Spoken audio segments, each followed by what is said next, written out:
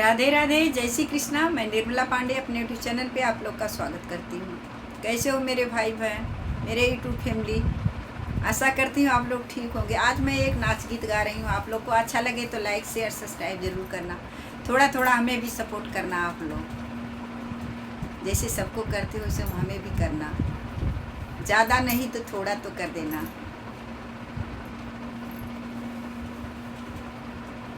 चलो मैं सुनाती हूँ।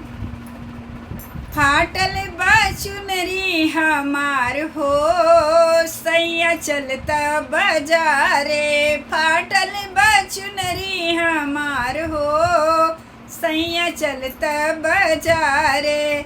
चलता बाजार पिया चलता बाजारे, चलता बाजार पिया चलता बाजारे।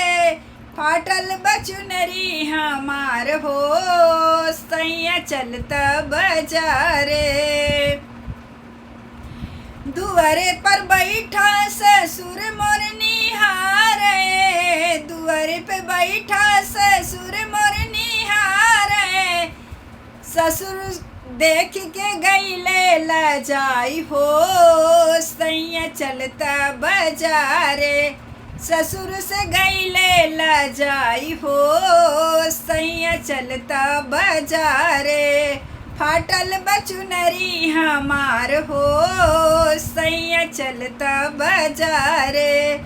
चलता बाजारे हो, चलता बाजारे, चलता बाजारे पिया चलता बाजारे। फाटल चुनरिया हमार हो, सैया चलता बाजारे। आंगन बैठी मोर जेठा निहारे, आंगन में बैठी जेठ मोर निहारे। जेठवा से गईले शरमाई हो, राजा चलता बाजारे। देखी हम गईले शरमाई हो, राजा चलता बाजारे। चलता बाजार पिया चलता बाजारे, चलता बाजार पिया चलता बाजारे। फाटल चुनरिया हमार हो, पिया चलता बाजारे।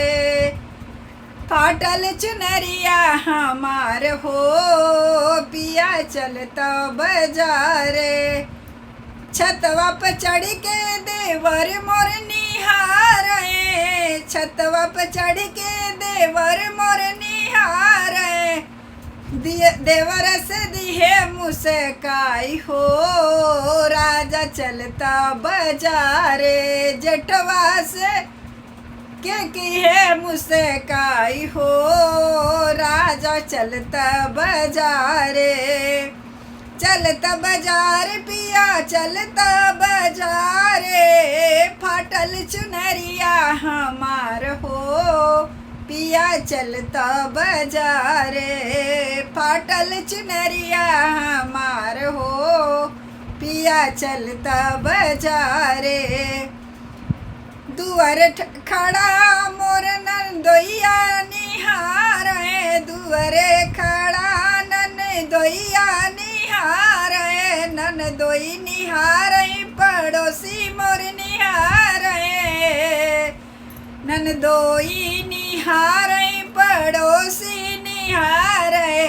नंदोई के देखी हम लजाने हो, सैया चलता बाजारे। नंदोई के देखी शरमाई गए, सैया चलता बाजारे।